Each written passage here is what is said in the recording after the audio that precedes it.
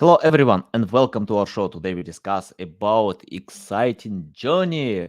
Let me share my story because I came from e-commerce projects to SEO agency, but today we have quite different story from SEO agency to e-commerce projects, and I'm so excited to discuss this topic with Sergio Aicardi. How are you? Good, thank you. How are you? I'm doing great. Yeah, I want to learn more about that because I know that SEO is hard today. But if you know how to provide SEO, you can promote any project. Before we start, just tell more about your experience, background, and why you decided to share with us about this journey. Sure. So, my name again is Sergio, and I've been doing SEO and getting into different types of digital marketing since about 2011 is when I got my first job. I was a project manager, entry level for an SEO agency in Florida, and I was just learning from the very bottom what it's like to do reporting, manage client expectations, on page SEO, off page SEO, and pretty much everything in between that it takes to get a website to rank on the top of the search engine results. So, I started there and I worked there for about 2 years. Um, and then eventually I left to kind of start my own agency. And one of my best friends that worked with me there at the time, and in fact, another salesperson that worked there at the time, we kind of all went our separate ways, and then eventually we came together and started our own SEO agency, and that was around 2013, 2014. So we had our own agency. We took what we learned. We had somebody from the sales department to manage the sales. I was doing a lot of the sales but also marketing, and then my partner was also doing a lot of sales and marketing in the beginning, and we grew. We learned a lot. We got some good clients. We ran the agency for about 4 to 5 years. And then eventually we started kind of realizing that it'd be a lot easier and more rewarding, at least for us. Everybody's different. But for us, we wanted to start doing SEO for our own business instead of just focusing on providing it as a service. Um, we decided, hey, let's try and do our own business. And Mhm. I don't want to make it seem like it's a bad idea to have an SEO agency, because it's not. It makes a lot of great money. You can help a lot of business owners, but at the same time, our challenge was trying to expand the team to find Mhm. really good SEO professionals. Number one, it's not cheap. It's expensive. Yeah. They Yeah. want to get paid good money. And then number two, it's kind of a challenge to take yourself away from the business and not deal with the clients as you grow, because as you know, when you're doing a lot of YouTubing and blogging and podcasting, people want to deal with you. So all of our clients wanted to speak with Sergio. They wanted to speak with the Yeah. owners. They don't want to speak with the new person who's just 2 years into it and still learning as a project manager. So all of our big clients, they were managed by either myself or the two partners that I had, which were the owners. And we eventually hired like 3, 4 project managers, and they did a good job, but keeping them well paid and then also having to deal with all the clients, training all the employees, dealing with all the what I call minutia that comes with being a business owner, it takes a lot of time. And when your clients are calling your cell phone, and when if things go wrong, you have to stop what you're doing. You could be on your anniversary date with your wife, and if your biggest Mhm. client has an issue, you're going to stop and you're going to answer the phone and handle it. And we didn't like that. It wasn't really good for our lifestyle. We wanted to be free from um, Mhm. that problem. So started thinking, what can we do to kind of transition and take the next chapter in our life as a professional, to be able to just focus on our business and be our own client. So I had a friend who at around 2012, 2013, he got a job as a technician, and he was doing repairs on what you see behind me on these scooters, and Yeah. also wheelchairs too. So like, we don't just sell mobility scooters, we sell wheelchairs and all kinds of products for people that are getting older and they can't walk. So we sell walkers, reclining chairs that lift you up. They're called lift chairs, wheelchairs, and things like that. So my best friend since high school, I grew up with him. His name is Andrew Fatalo. He's the CEO of the company now, but he was the original person who was in the business and knew the products. He knew the manufacturers. He had relationships with the manufacturers, and he just knew a lot about the business and the products. So with his knowledge in the mobility product world and my experience in marketing, we formed a website at at the beginning. He had a website, but it was just a local WordPress site to capture leads for service and we helped him improve that website so that he can get a lot of calls for service and repairs. Also, he had to quit his job and start making money to support his bills and his family. So his website for local repairs, and then we also started a separate website using Magento to do e-commerce. And we took everything that we learned from our marketing agency experience and put it into this new e-commerce project, which is now mobilitydirect.com. It took a long time. We started the website in 2014, and it was on Magento version 1. Now we're on the latest version of Magento, running the latest version of PHP, and we're proud to say that we're one of the top 3 dealers in the country for mobility scooters for various manufacturing partners. And it's just been a really long journey. I've learned so much. I've learned a lot about organic SEO, paid PPC marketing, YouTube monetization and content creation, Facebook, Instagram, everything. We've tried everything, and we're still doing as much as we can to learn more and more every day. I think with this area of expertise, you can never stop learning because it changes so much.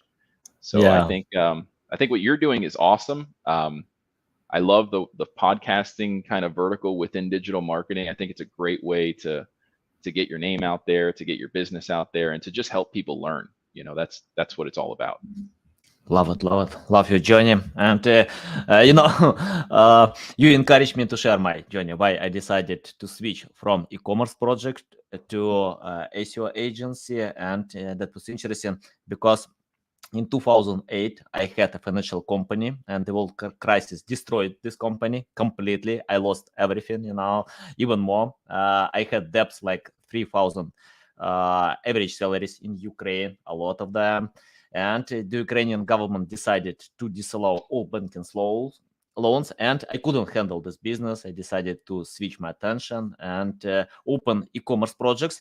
And for getting results with these projects, I needed to find some marketing channels, digital marketing channels, and paid marketing worked well, but SEO didn't provide any results. And I tried to cooperate with 3 different experts, and they couldn't help me. So I decided to learn myself how I can get this traffic, and for some time I got it, and had 2 directions: SEO agency and e-commerce projects. Uh, Luckily, in 2013, it's not luckily, but for my case, Ukrainian revolution destroyed my second business, e-commerce project. So, and after that, I decided to switch all my attention to SEO agency because I can cooperate with many clients globally. It doesn't mean that you need to be just in one place. So after that, yeah, my journey came with SEO skills, e-commerce projects, and right now, yeah, I use this experience to help e-commerce projects to get results as well. So yeah, it's my journey. Awesome. Okay, yeah, I wanna start from the first question. Can you tell you shared your website? Can you tell about your content strategy?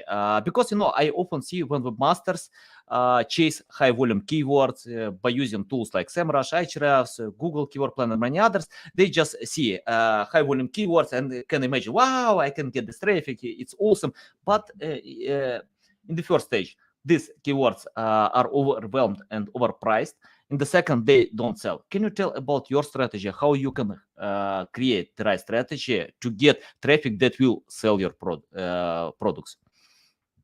Sure. So we don't have a content strategy that's on a piece of paper that you can follow to a T and get it right, because as you know, every business is different. For our business, we deal with a lot of senior citizens, older people, 65 years and older. Mhm. So we have to tailor our content for that type of audience. It's different if you're selling fast scooters that are two-wheel scooters for younger people compared to selling scooters for senior citizens that are, Yeah. FDA approved, automatic brakes, and very, very safe. So for us, we've learned a lot about our audience, and with my background and knowing how to use search engine marketing tools like the ones you mentioned, SEMrush, Ahrefs, it's great to have that keyword data and chase the high volume keywords, but you can't really focus on that as you're growing your business and just getting started. I think the important thing is to go after the stuff that's not so competitive but likely to convert in the beginning, less competition, build up your traffic, build up your following, build up your um, expertise, and just being known as an expert in the industry by going after those easy keywords in the beginning for a few years is kind of the strategy we took. So obviously we sell mobility scooters, right? Mhm. You would think we want to show up number one for mobility scooters organically. We want to show up for heavy duty mobility scooters, folding mobility scooters, fast mobility scooters. These are all the really competitive keywords that we want to show up for. Now, in the beginning, we didn't really have a chance to show up for those keywords. We weren't established yet. We were only a few years into the industry with a new website. So we focused a lot on the long tail keywords that really didn't have much competition. Just to give you a few examples, like mobility scooters with 2 seats, mobility Mhm. scooters that can support 500 pounds capacity. So going after the long keywords with less competition for several years has allowed us to build up the reputation as experts in the industry. And now we have tens of thousands of followers on our social media. We have the domain authority. Our website has a lot of valuable links coming from lots of different places, manufacturers that have find a dealer page, they link to us. We also ask our manufacturing partners to let us do guest blog posts. We reach out to people that are basically like the social media popular people that travel the world, travel bloggers, travel YouTubers, and we ask them, hey, would you be interested in working together with us to promote a giveaway or whatever? Building links is still relevant. We still do it. And whenever we do a guest blog post or an article or something like that has content behind it, we try to look into the data. I have tons of data in our Google Ads account and our Google Analytics account that tell me all the keyword data that I need to know. And I think, that's really what helps us is we have so much data for the last like 8 years, 7 years of Google Ads data telling us exactly what search terms have converted the best. Mhm. And instead of using SEMrush or Ahrefs or, Google Trends, we go there. We have the actual search query that was used to trigger the ad, and we look at the conversion rate for not just a few months but like 2-3 years worth of data so that you know it's consistent data. The bigger the data sample, the better. And I think that's where we focus our attention, is the historical data whenever we are doing any kind of content, whether it's the description for our YouTube video, a new Mhm. blog post, a new category page, product page. We try to just listen to the data and use our experience dealing with our customers and our business to make the right choices. um, Nice. there's just Nice, no nice. there's no perfect way to do it, though. You have to just be doing it for several years and keep your data. Don't lose your data. That's the biggest advice I can give.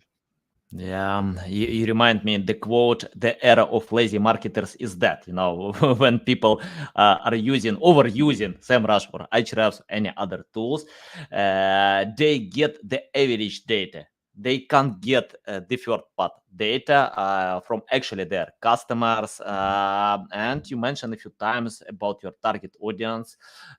They need safety. By the way, if I buy the scooter for my son, yeah, I will think about safety in the first stage as well, because yeah, it's very important. And can you tell about creating the right content by using data for your target audience.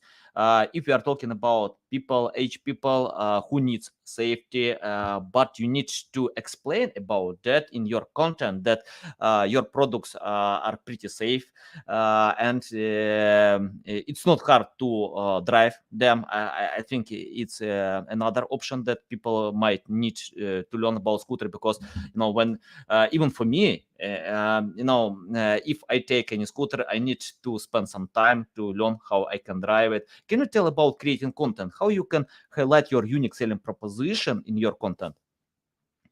So content as a high level word in marketing, it can be really general. So let's talk about, um, you know, our website content, our on Okay. page content for category pages, blogs, and things like that.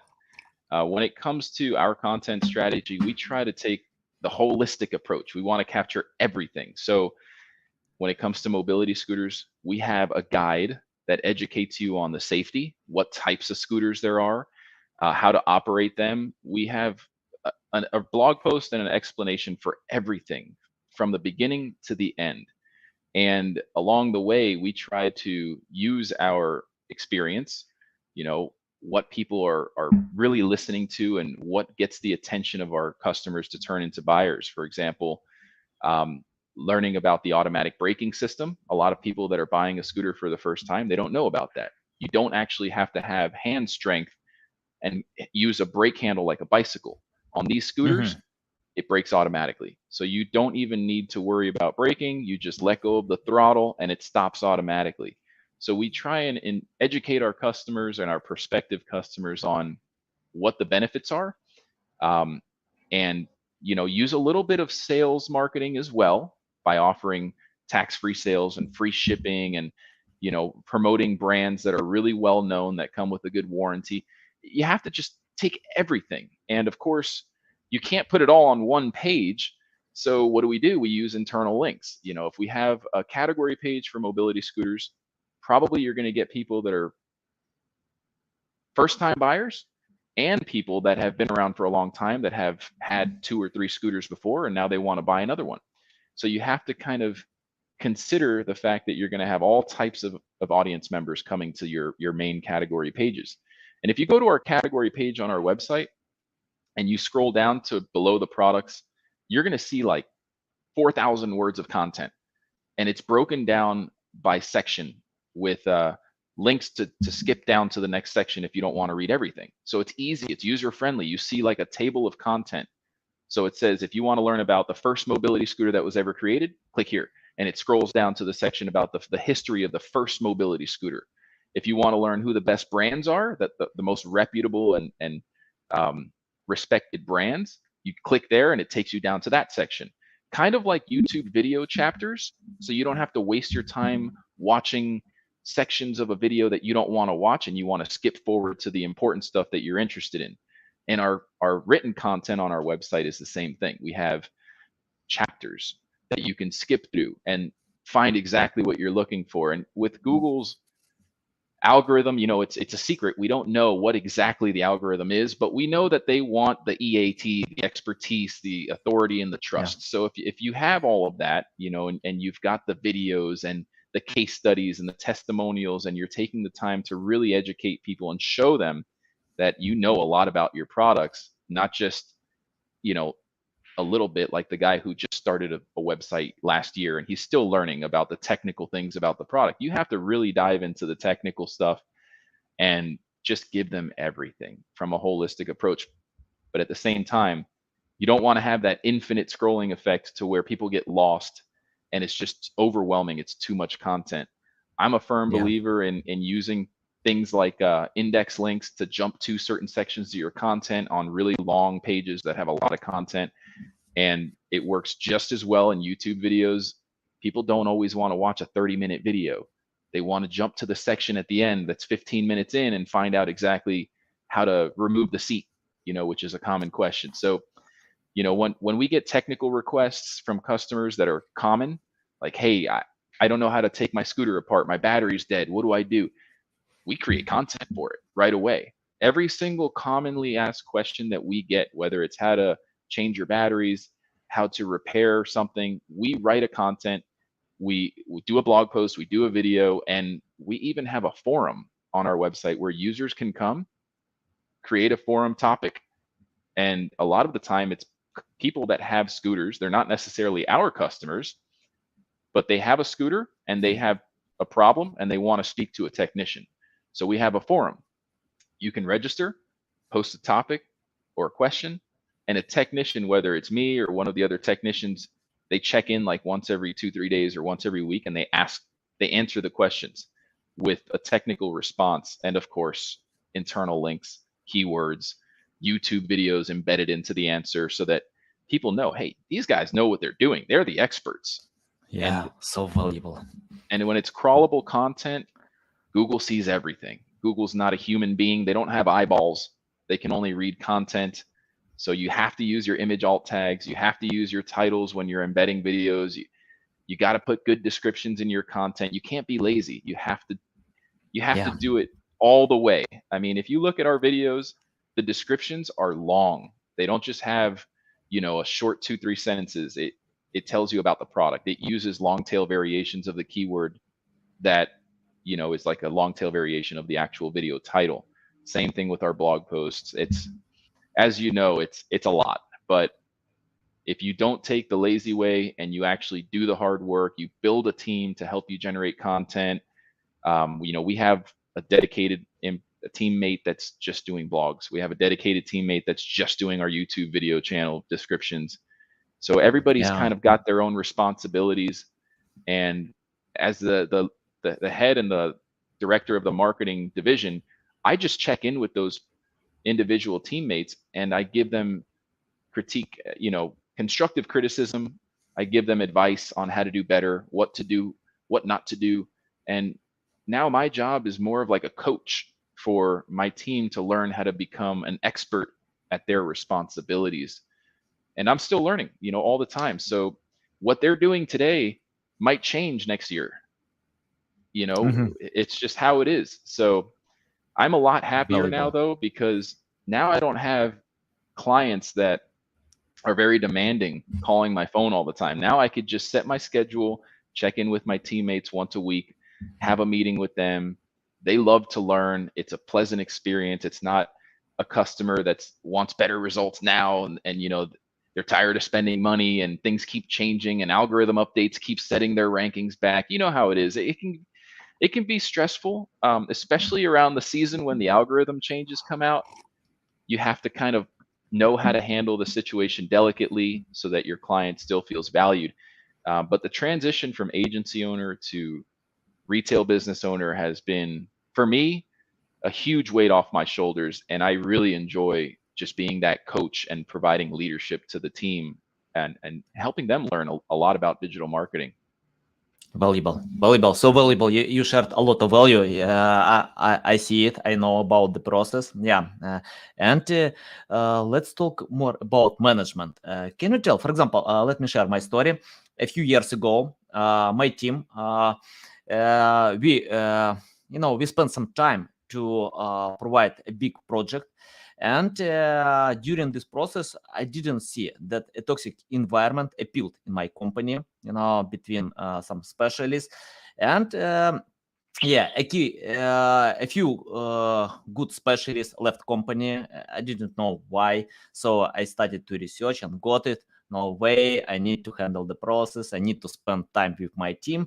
And you shared a lot about management that you coach.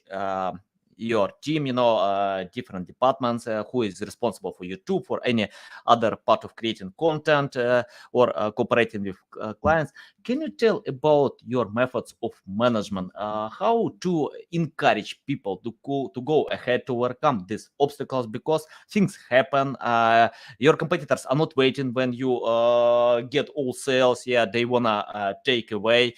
You can take away sales from your competitors. Can you tell about encouraging people to grow? Yeah, your business. Sure. I mean, I'm still learning. I haven't written a book on management, but I'll give you my opinion on what I've done and Mhm. and what can be useful for anybody in a situation that's trying to manage the growth of a company and a team. Um, And I think it all kind of, for me, it starts at the problem I had when I first got the job at a digital marketing agency back in 2011 in Florida.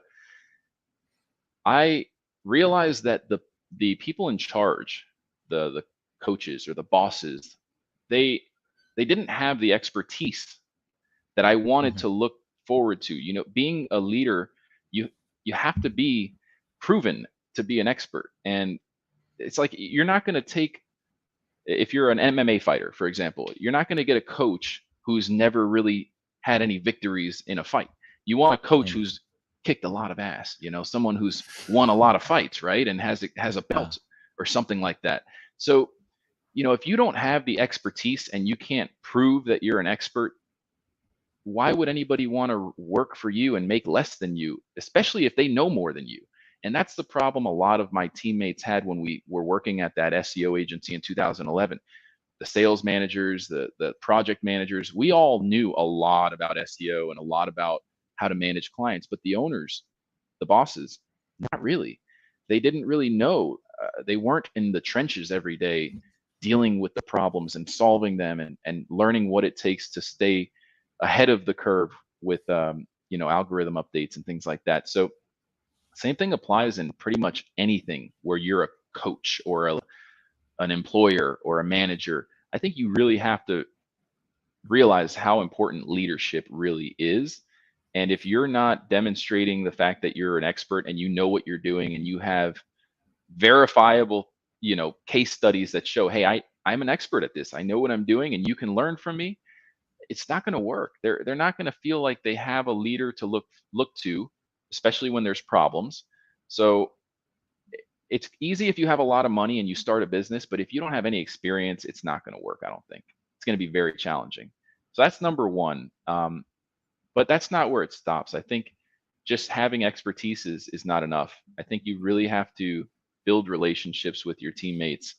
And, you know, it's easy to keep business and personal separate, but everybody that's on my team, we're really, really good friends. I mean, we do team building events pretty often so that, you know, they feel like they're part of a family. It's not just a 9 to 5 job. And as soon as some other company offers them a job for a little bit more money, they're going to leave.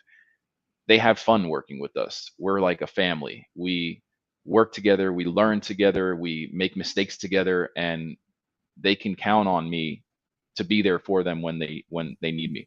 And I think that's kind of the most important thing. And um, you know, if you're not a experienced business owner like myself, I've only had, you know, two real businesses and I'm still learning a lot. But I think just putting it on a schedule, like for every teammate you have, you should be spending at least once a week a half an hour to an hour with each teammate. And I do that. I check in with every single one of my teammates and I say, hey, I just wanted to check in. Let's talk. What have you learned? What's a challenge this week? How can I help you? And we sit down, whether it's something really simple or something very complex. Most of the time during these meetings, I walk away with a new task to help improve my business. You know, every meeting I have, there's usually something really productive that comes out of it that's going to help our business grow. And if not, it's okay. It doesn't happen every single time, but Yeah. sometimes I'll talk to one of my new employees and they bring up something that is a great idea. And that's how you find them. You spend time with your teammates getting the feedback because they're the ones in the trenches dealing with your customers. As the business owner, I don't know, you know, as an SEO agency owner, you probably do deal with your customers a lot, but in a retail environment, in my experience where I'm at now, I don't deal with customers directly too much, but if they need me to, I will. And I'll get on the phones if I have to do a sales call. That's just how I am. But, you know, they're the ones dealing with the customers and the day-to-day issues. So I personally think that your teammates are going to be the ones that can bring the ideas to you more efficiently than you can just come up with them sitting down, having a coffee and trying to come up with ideas to grow your business. So between, you know, having leadership, letting your teammate know, hey, you can always reach out to me, call me if I'm busy, we'll set up a meeting, but keeping an open door for your teammates to come up to you and not waste your time, but, you know, have a productive conversation once a week or once a month if you're a really big company with hundreds of employees, it might not be possible for once a week, but just build those relationships just like you would with your customers. You gotta build your relationships even more with your teammates. Yeah, otherwise, something as easy as like getting a little bit more money in a salary position offer from a competitor will cause them to leave. And now you got Yeah. to retrain them. You're going to lose someone who's on top of everything for you. It's a mess. So um, I think from a management perspective, those two things are really important. And of course, me as a kind of a new business owner, second time doing it, I'm always looking for feedback from my team. So at the end of each meeting, I always ask them, what can I do better? What do you think I'm doing wrong? As your manager, can you tell me just one or two things that you think I can improve on? And I kind of like, if they say, no, there's nothing, you're doing everything great. I'm like, come on, I'm going to give you till the end of the day.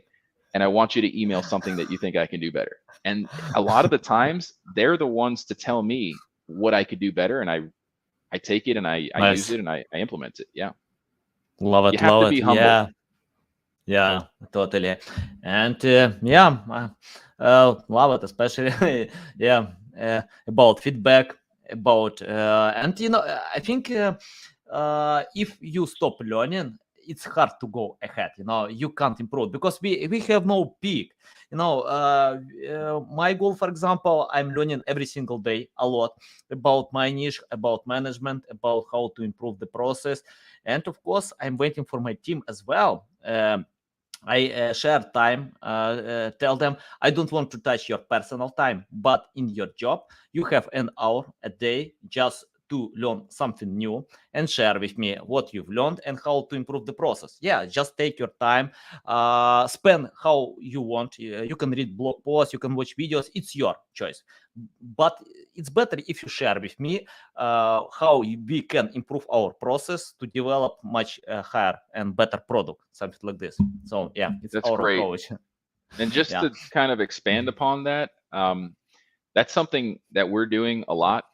And I try to be the person to kind of evaluate a teammate's performance. And maybe they need help with sales. If they need help with sales, find a learning course that's going to teach them how to be a better salesperson and sign them up, pay for it because you're investing in your Yeah. team to get better. And that's something I think, and I could be wrong, but I think if you are the one to suggest the learning course and do the research for a good learning course, I think it's a little bit better because I find that when your teammates are kind of busy in their 9 to 5 or their 9 hour shift, 8 hour shift, they don't really take the initiative to go and sign up and find the course. But if you give that to them and you say, look, here, I'm going to pay for this course, you're going to take it. And when you're done, I want to have a meeting with you and let's discuss what you learned. It works a little bit better. So absolutely, education is super important for your team to grow. And it's also a great way to keep your teammate happy and not go anywhere because as they're learning and getting more skill sets, whether it's coding, sales, customer service training, communication, whatever it is. I mean, we even sign up our teammates for typing lessons if they don't type more than 60 words per minute. So Mhm. we track their performance, we see them improve, and then eventually when it comes time to evaluation, hey, you're doing better. We're going to pay you a little bit more too now, and they get excited. They're becoming they're advancing in their professional growth. They're learning things that if they don't work with us in 10 years, they're going to take it to their next career path, and they're still going to have that skill set. So absolutely, I think that's great that you're doing that with your team. And I think anybody out there that's growing a team, that's really good advice. Nice, nice.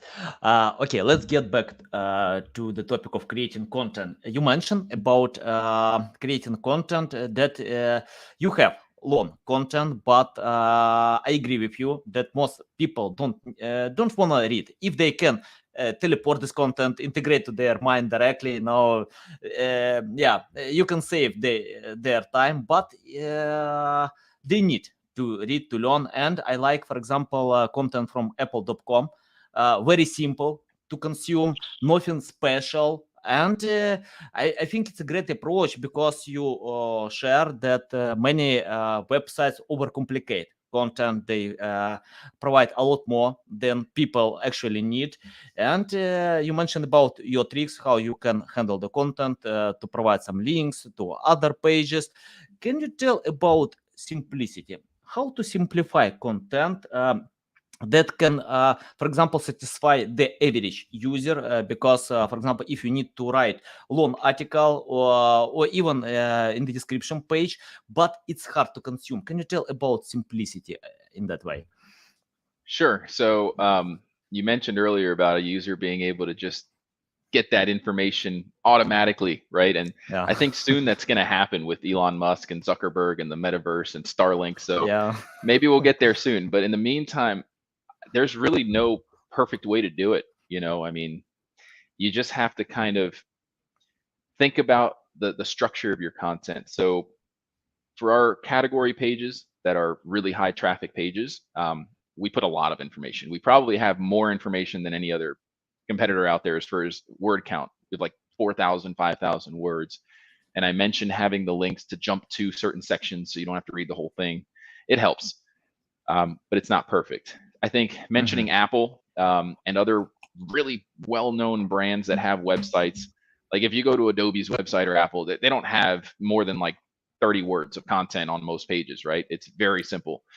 But at the same time, it's Apple. Like they don't Yeah. need to do SEO to rank. They have such a well-known brand and so many followers, so many Yeah, people use agree. their products that Google's just putting them up there no matter what. They have the authority and they don't have to do any content.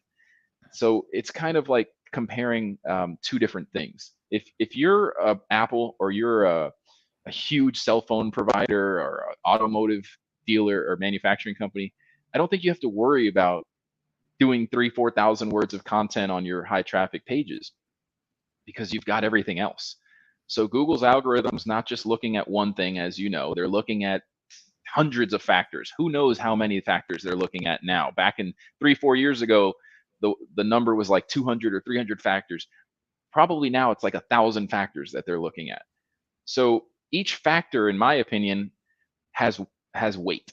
So content might be 1% of what Google looks at.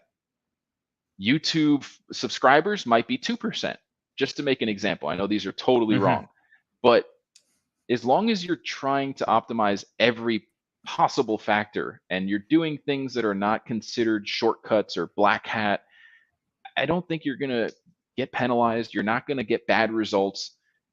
You're just going to have to look at your data after you make changes. So if you want to try, and we've done this before, we've had category pages where we simplify the content. We reduce it down to like 500 words. And then we wait not just one day, not 2 days, we wait like a year and we look at the Mhm. data in Google Analytics. How's the bounce rate? How's the average page durations or the average user duration, page session time? What is the bounce rate for that page now compared to last year? Um, Looking at data, I don't like looking at small data samples. I like a year. 6 months is the smallest data sample I'll even look at. So if you take that approach, you can see the changes and make your own educated decisions. I believe that having a lot of content so that, if somebody wants to read all of it, they can. It's not going to hurt, in my opinion, to have all of that there. Because number one, when people land on our category page, I don't know if you want to do a screen share so I can kind of show you of our website catalog category page. But basically, when you get to our category page, at the very top, you have the header, and then you have the Mhm. menu, and then the title of the category page, and a few sentences, like 2 lines of content. But then it says read more. So when you click Mhm. read Yeah. more, it scrolls down all the way past the products. So after the first 2 sentences, you've got all the products. You can see all the scooters on the scooter page, category page.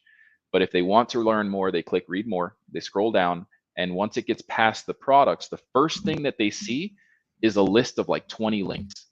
And it says, here are the different um, chapters that you could skip to so you can learn more about different types of scooters, the history of scooters, technical concerns.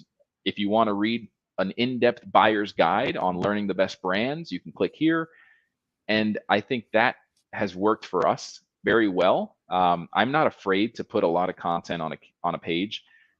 Maybe a product page, you don't want to do more than like 800 words, 1,000 words seems like a lot. So for product pages, I think keeping the content kind of limited is good. Specifications usually tell you a lot about the product. So just I like to use a lot of specifications, and I almost make it a challenge for myself to look at competitors' product pages and say, okay, look, they only have 20 specs. Let's get 30 specs for our website. And some people they want to know that one specification. And if you don't have it, you might lose the business. So we try our best to take our measuring tape and measure everything and really come up with specifications that your competitors are not putting there. Now, I'm not saying it's confirmed, but I think if I were Google, I would value a website that takes the time to do that and show them Yeah. if everything else is the same about two product pages, I would choose the one that has more specifications.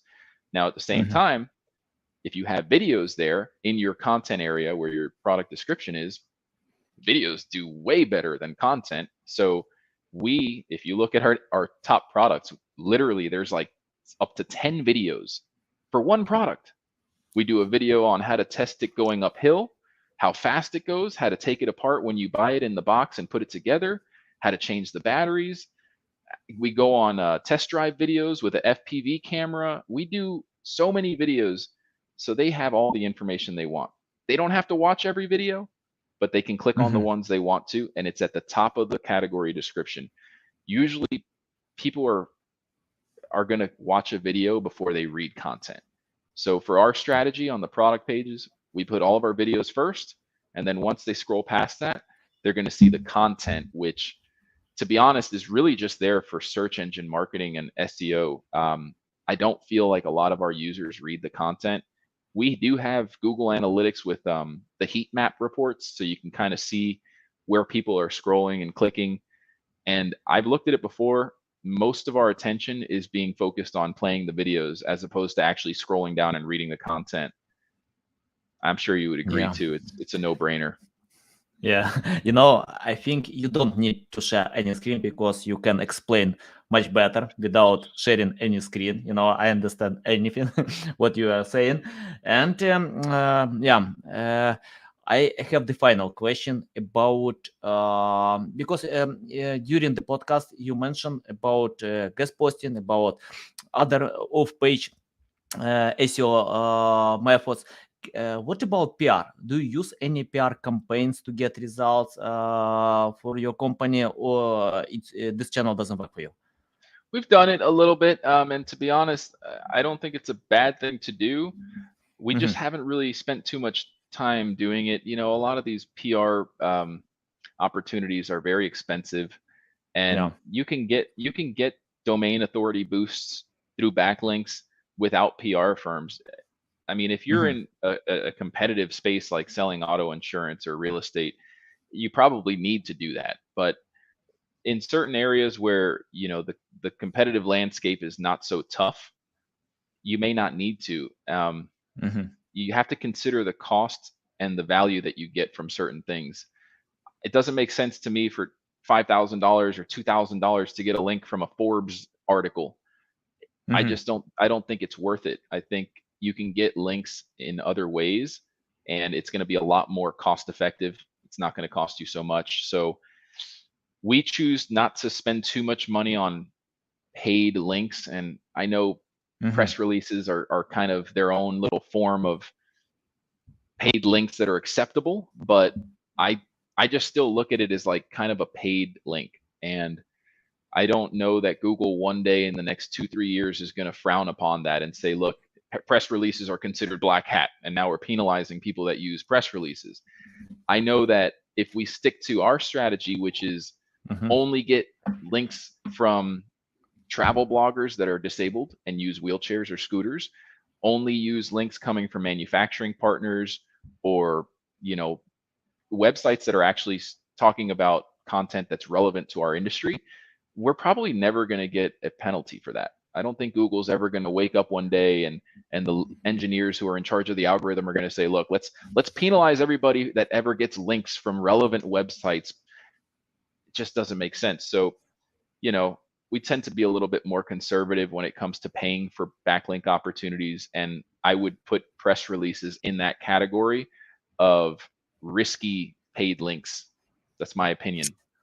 Uh, not, John Mueller from Google replied about press releases because we have two different ways of using PR. The first way, it's like distribution and contribution. Contribution when PR agencies use tools, to submit PR campaigns to many different websites. Yeah, it's related to black hat techniques because it's not editorial link. But the second, it's like contribution, as you mentioned about Forbes. Forbes never uses any soft to allow to any backlinks, and even John Mueller from Google replied to this question that PR campaigns work well, and sometimes it's even better than a technical optimization. And yeah, I agree, it's expensive channel, very expensive, but in that way, if you cooperate with PR agencies that use distribution, and website owners, publications can decide to publish the study or not, press releases, yeah, that way it works well, and Google accepts this strategy even more than guest posting, because guest posting, if you write guest post for the sake of links, it doesn't work. But if you write by sharing value, helping others, considering Google guidelines, yeah, it's not forbidden. And the PR campaign, it depends on the strategy that you use. So just Yeah, a few I clarification about that. Mhm. I agree 100%. You have to just kind of use common sense. So I'm not saying press releases are bad. I think they're Mhm. great if you need to use them and you're not getting the results you're looking for and you've tried Mhm. everything else. Press releases will Yeah. probably help you if you do them correctly, and don't use any automated kind of spammy techniques. So Yeah. if Yeah. that's something that's working for anybody out there, don't stop doing it. That's not what I'm saying. I'm saying Yeah. we don't do it because we just find so many opportunities to build links in other ways that we don't really need to do it. Maybe one day we will, but right now Mhm. we just don't have like the time and the resources and the budget to put towards something that's pretty expensive like that. So it's case by case. That's the bottom line. Yeah. Okay. I see the comment that you can be the president of the United States, probably. I don't know, in That's my good friend Dustin there. He works with us, so he's side by side with me, and he helps out a lot with our YouTube marketing. He's awesome. You should check out his videos too. Nice, nice. Sergey, it's a big pleasure to get on my show, to learn from you, share with our audience how they can reach out to you, learn more about you, follow you. Awesome. I really appreciate the opportunity, and I love what you're doing. Keep doing it, and I look forward to maybe one day in the future reconnecting. If you want to chat, share ideas, get feedback, I'm open door. More than happy to help. Thank you again for the opportunity. Okay, guys, you can find the links in the description below to this podcast. Listen us on Apple, Google, Spotify. Connect with Sergio. Buy his scooters for your grandmother, father, anybody, for yourself, because you can see that a lot of valuable insights, pretty safety, yeah, mobility direct. So yeah, a big Yep. pleasure. Thanks again for your time. Valuable. You share a lot of value. Yeah, I can feel it. I know about value, and yeah, I've learned as well about that. And guys, see you the next time.